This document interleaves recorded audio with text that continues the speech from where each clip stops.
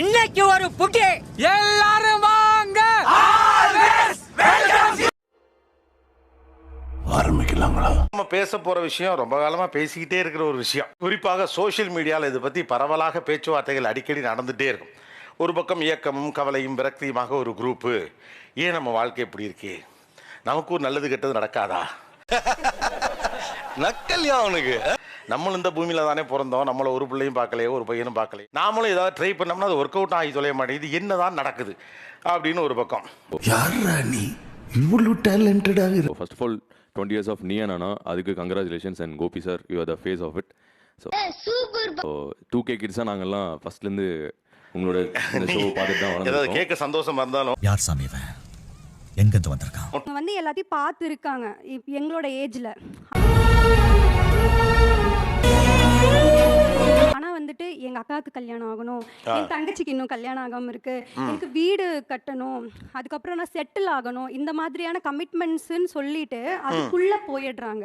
இது நல்ல விஷயம் தானே. கல்யாணம் பண்ண வேண்டிய வயசுல கல்யாணம் பண்ணிடணும், லவ் பண்ற அந்த டைம்ல வந்துச்சுன்னா பண்ணிக்கணும். ஒரு ஃப்ரெண்ட்ஷிப் என்ற ஒரு ஃபேஸ்க்குள்ள போயிட்டு அது லவ்வா மாறுறப்போ அது ப்ரொலாங் போகும். பட் வந்து 90s கிட்ஸை பொறுத்த வரைக்கும் படத்தை பார்த்தோன்னே பிடிச்சோடனே ஒருத்தவங்க லவ் பண்ணணும் அப்படின்ற ஒரு தாட் அவங்களுக்கு இருக்கும். ஒர்க் அவுட் ஆகுதா இல்லையா அப்படின்றத ஒரு மீட்டிங்கில் அவங்க சொன்ன மாதிரி ஒரு காஃபி ஷாப்பில் 2 பேரும் பேசி பார்க்குறதுலேயே முதல் கட்டமாக தெரிஞ்சிடும். அடுத்த கட்டமாக எடுத்துகிட்டு போகலாமா இல்லையான்றதை முடிவு பண்ணுறது தான் டேட்டிங். சொல்லணும்னா நம்ம ஒரு 30 minutes பேசுகிறோம், ஒருத்தரை பார்த்து ஒருத்தர் தெரிஞ்சுக்கிறோம்.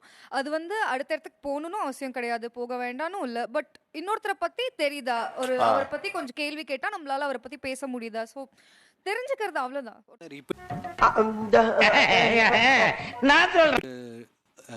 கான்வர்சேஷனுக்காக அந்த திங்ஸை ரன் பண்ணுறாங்கன்ற மாதிரி. உனக்கு ஏன் லவ் செட் ஆகலன்னு தெரியுதா? என்ன இப்படி சிரிப்பு? டேட்டிங்னா என்ன? இங்கே கொடுங்க, இங்கே பக்கத்தில் கொடுங்க சார். டேட்டிங்னா 2 பேர் பேசுறது. One eternity later. So basically யாரோ ஒருத்தரை பார்க்குறேன், எனக்கு பிடிச்சிருக்கு, to you want to meet me, like ஒரு கான்வர்சேஷனுக்கான ஸ்பேஸ் நமக்கு நாமே கிரியேட் பண்ணிக்கிறது தான் டேட்டிங். கடல் நீரும் உப்புத்தான், கண்ணீரும் உப்புத்தான், உங்களை நம்பினதே என் தப்பு. ஓகேங்களா? நான் ஆக்சுவலி நான் எங்கள் வீட்டில் வந்து நான் எப்படின்னா நான் சொல்லிட்டேன், நான் பண்ணால் லவ் மேரேஜ் தான் பண்ணுவேன்னு சொல்லிட்டேன். என்ன ஜோக் காட்டுறீங்களா? என்ன ரங்கா ஜோக் காட்டுறீங்களா எல்லாரும்? அப்போ வந்து அவங்க என்ன சொல்லிட்டாங்கன்னா, உனக்குன்னு ஒரு ஏஜ்ல வரும், நீ மேபி ஒரு ஜாப் போனதுக்கு அப்புறமோ எப்பயும் உனக்கு ஒரு லவ் வரும், அதான் ஒரு மெச்சூர்டான லவ், நீ அதை பார்த்துக்கலாம், அதுதான் வந்து லாஸ்ட் லாங் வரும் அப்படின்ற மாதிரி சொல்லிட்டாங்க. அப்ப நம்ம எப்படி வெயிட் பண்ணோம், சரி நமக்கு படிப்பு தான் ஃபர்ஸ்ட், நம்ம அதுக்கப்புறம் அதை பார்த்துக்கலாம் அப்படின்னு வெயிட் பண்ணி எனக்கு இப்போ நான் ஃபீல் பண்றது என்னன்னா, காலேஜ்ல இருக்கிற லவ் எல்லாம் எப்படி இருக்கும்னே நான் எக்ஸ்பீரியன்ஸ் பண்ணது கிடையாது. அது யாரால? பேரண்ட்ஸால. இப்போ நான் வேலைக்கு போனதுக்கு அப்புறம் இப்ப இருக்கிற லவ் நம்மளால அக்செப்ட் பண்ணிக்க முடியல. இந்த மாதிரி நான் வந்து ஒரு டியூஷனில் ஒரு பொண்ணோட பேசினா, டேய் இவன் வந்து அந்த பொண்ணோட பேசுறான்டா, நம்மளாம் பாய்ஸ், நம்ம வந்து பொண்ணுங்களோட பேசக்கூடாது அப்படின்னு சொல்லி என்னை ஒதுக்கி விட்டுருக்காங்க. என்னப்பா செய்யறது விதி விலை. என் கூட பேசுகிற பொண்ணுங்களையும் சீனியருக்கு வந்து அவன் வந்து அந்த பையனோட பேசுகிறான்டி, அவன் பேட் கேர்ள் டி, நம்ம சேர்த்து வேணாம் அப்படின்ற மாதிரி இருக்கனால அந்த மாதிரியும் நான் ஃபேஸ் பண்ணியிருக்கேன் சார். ஸோ அது எல்லாம் வளர்ந்துக்கிட்டு வர ஊரெல்லாம் ஒன்றை பற்றி தான் பேசுகிறாங்க. அந்த கான்சிக்வன்சஸ் தான் இப்போ அவங்க ஃபேஸ் பண்ண. பொண்ணுங்க வந்தாங்கன்னா கண்டுக்கவே மாட்டோம், ஹார்ஷாக முறைக்கிறது, அப்புறம் கலாய்க்கிறது, அந்த மாதிரிலாம் பண்ணுவாங்க சார். அப்புறம் பொண்ணுங்களை சுத்தமாகவே மதிக்காமல் அப்படி ஒரு மாதிரி இருப்பேன். ஸ்கூல் படிக்கும்போது அதில் பண்ணது, காலேஜ் படிக்கும்போதெல்லாம் கொஞ்சம் அறிவு வந்துருச்சு. யாரா நீ இவ்வளவு டேலண்டடாக இருக்கு? பொண்ணு கிடைக்காது அப்படின்னு தெரிஞ்சிருச்சு. ஆமாம், ஓகே. அந்த பையன் ஒருத்தர் என்ன பண்ணானா, நீ இந்த பையனை பார்க்குறியாமே, நான் உங்கள் அம்மா கிட்ட சொல்லுவேன். அந்த பொண்ணு வீட்டுக்கு போய் உங்கள் அம்மா கிட்ட சொல்லுவா. அந்த பொண்ணு வந்து அப்போ பயந்துட்டு அதோட என் பக்கமே திரும்புதில்லை. எங்க அப்பா ரொம்ப லென்த்தா இருக்கு. அந்த பொண்ணு லேட்டராக நான் ஒரு பெருசாகி ஒரு மேரேஜில் பார்க்குறேன், அந்த பையன் இப்படி சொன்னான்டா, என்ன உனக்கு அப்போ பிடிச்சிருந்தது. அந்த பையன் வந்து நீ எதுக்கு அவனை லவ் பண்ணுற அம்மாட்ட சொல்லுவா. அவங்க வீடு பக்கத்து வீடு, என் ஸ்கூல் கிளாஸ்மேட். அதான் உங்களுக்கு நெஞ்சமெல்லாம் பொண்ணு அறக்கு தம்பி, மறக்க முடியல. ஒரு பையன் வந்து அவனாலே எனக்கு போயிடுச்சு சார்.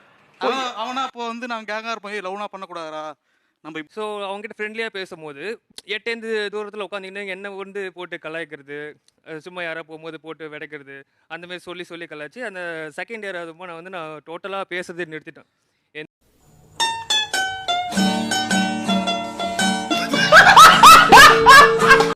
யார்கிட்டயும் பேசுறதும் இல்லை. போயிட்டு நானும் பாய்ஸ் பாய்ஸ் பாய்ஸ்னு கொடி தூக்கிட்டு அலைஞ்சேன். அப்படியே ஒரு டைம் லாஸ்ட் போனால் ஃபைனல் இயர் எல்லாருமே தனித்தனியாக பொண்ணு கூட இருக்காங்க. நான் மட்டும் சிக்கிட்டான் போல இருக்கு. பையன் சிக்கிட்டான், ரொம்ப நேரம் நிக்கிறாங்க. என் கேங் ஃபுல்லா பசங்க மட்டும்தான் சார். ஸோ 10 பசங்க, நான் ஒரு பொண்ணு, அடேங்கப்பா 11 பேருன்னு ஒரு கேங் சார். பார்த்தாலே தெரிகிறது. தெரிகிறதா? ஸோ அந்த கேங்ல எல்லாருமே ஏரியா பசங்க தான். ஸோ ஏரியா பசங்கங்கும் போது அந்த ஏரியா ஃபுல்லா சுத்துறது, சைக்கிள்ல ரேஸ் விடுறது, அந்த மாதிரியே பார்த்துட்டு என்னை பொண்ணாவே பார்க்கறது நிறுத்திட்டாங்க. எத்தனை வாட்டி பார்த்தாலும் சலிக்க மாட்டேங்கிறாளே. என்ன சொல்றது, பையன்தான் அப்படின்னே ஃபிக்ஸ் ஆயிட்டாங்க. ஸோ எங்களுக்கு ஒரு கெத்து, நான் வந்து பசங்க கிட்டயும் பேசக்கூடாது, அவங்களும் பொண்ணுங்க கிட்ட பேசக்கூடாது. செகண்ட் திங், அவங்க முதல்ல அந்த மன்னிக்கிறது, அக்செப்ட் லைக் மன்னிப்போம் மறப்போம் மன்னிப்போம் அந்த கான்செப்டே அவங்க கிட்ட இல்லை. அவங்க ரொம்ப கில்ட்ரா பண்ணிக்கிறாங்க அவங்களே. அவங்க அந்த ரிலேஷன்ஷிப் முடிஞ்சிருச்சுன்னா ஒன்று நான் தான் காரணம், இல்லை அந்த பொண்ணு தான் காரணம். அது ரொம்ப டீப்பாக அவங்கள அஃபெக்ட் பண்ணுதுன்னு நினைக்கிறேன். அதான் இப்போ நான் ஒரு பொண்ணை லவ் பண்ணுறேன்னா, ஒரு அப்ரோச் பண்ணுறேன்னா, அந்த பொண்ணுக்கு வந்து அந்த காலத்தில் ஒரு மெசேஜ் அனுப்புகிறோம். அந்த பொண்ணு மெசேஜ் பண்ணுறதுங்கிறதே பெரிய விஷயம். கேட்குறேன். இப்போ ஒரு கான்வர்சேஷனில் அந்த பொண்ணு என்னென்ன சிம்டம்ஸ் கொடுத்தா இது வந்து ஒரு லவ் அப்படின்னு அக்செப்ட் பண்ணிக்கலாம். பிரதர் 5 ரூபாய் ஃபீஸுங்கிறது உங்களுக்கே கம்மியாக தெரியலையா? ஆனால் அவங்க கூட இருந்தால் கம்ஃபர்டபுளாக ஃபீல் ஆகுது, அந்த மாதிரி சொல்லுவாங்க. இப்போ நீங்கள் எந்த பொண்ணை ப்ரப்போஸ் பண்ண ட்ரை பண்ணுறீங்களோ அது பொண்ணு உங்களை அண்ணான்னு சொல்லிட்டாங்களான்னு? பிரதர்னு சொல்லிட்டாங்க. பிரதர்னு சொல்லிட்டாங்க. அப்போ இதுக்கு என்ன கேட்க வேண்டியிருக்கு? நீங்கள் பிரதர் தானே? அப்போ லவ் மாதிரி பேசினது, அப்போ எதை வந்து நான் வந்து எடுத்துக்கணும்? சார் ரிஜெக்ட் ஆனாலும் அடுத்ததுக்கு போகலாம்ல சார். ஏய், என்னை வச்சு ஒன்றும் காமெடி கிமெடி பண்ணலையே. இவர் அந்த லூப்லயே மாட்டிக்கிட்டு இருக்காம இருக்குமோன்னு சொல்லி யோசிச்சுக்கிட்டே இல்லாம அடுத்ததுக்காவது போலாமே. இல்லை, எத்தனை வாட்டி பார்த்தாலும் சலிக்க மாட்டேங்கிறாளே. அது எப்படின்னா கம்யூனிகேஷன் டெவலப் பண்ணால் தானே லவ் வரும்.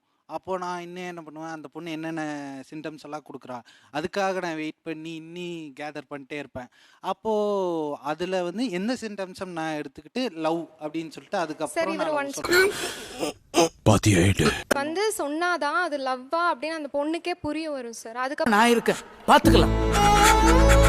அப்புறம் அந்த பொண்ணு மேபி இது ஃப்ரெண்ட்ஷிப்பா இருந்தா இல்ல நான் உங்ககிட்ட ஃப்ரெண்டா தான் இருக்கணும்னு பழகுறேன், ப்ளீஸ் வேணான்னு சொல்லிட்டு போயிடுவாங்க. இல்ல இன்ட்ரெஸ்டடா இருந்தா மேபி அவங்களும் ஓகே அப்படின்னு அக்செப்ட் பண்ணிட்டு நீங்க கண்டினியூ பண்ணலாமே. ஏன் நீங்க வந்து சொல்லாம என்ன ஹிண்ட்னு கேட்டுக்கிட்டே இருக்கீங்க? சொல்லிடுங்க. இன்னைக்கு ஒரு புட்டி எல்லாரும் வாங்க.